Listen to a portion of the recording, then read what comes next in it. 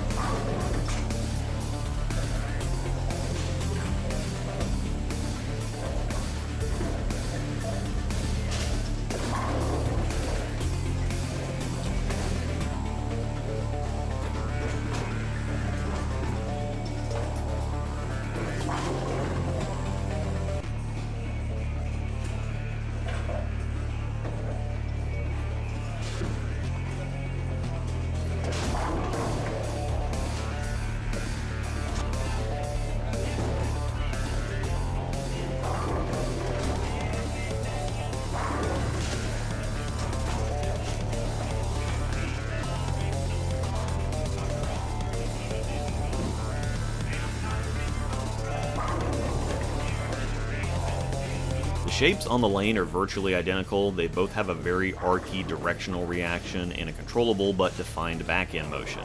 If you get up the back of the ball, both will straighten out and go forward, but if you get around them, they'll chase the opposite corner pin off the deck. They also have a climbing reaction too, or they continue to gain momentum and continue, so to speak. The Phaze 2, however, is visibly sharper and stronger.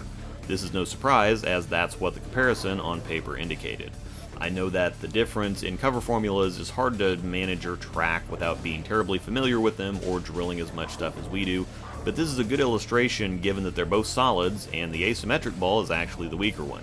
This is again why you can't just look at it and say, oh, one's a solid asym and the other's a solid symmetric. The specific numbers and cover formulas are critical information to make sure you're getting the reaction you intend to get.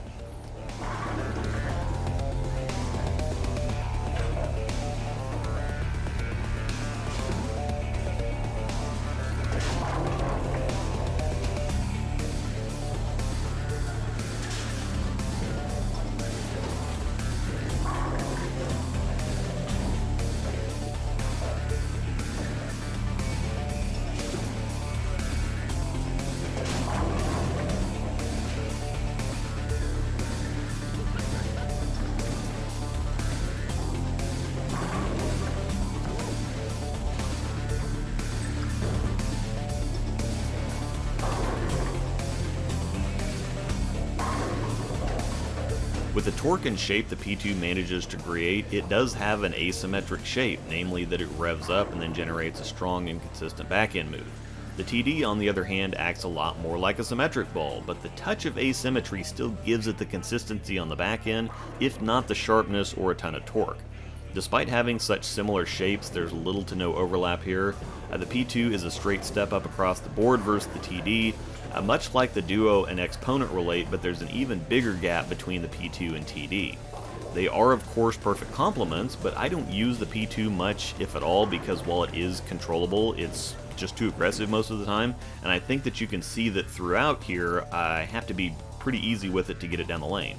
Now this doesn't mean it's actually not controllable, it just means I need to use it on a more suitable lane condition. Nothing is controllable if you use it on the wrong conditions.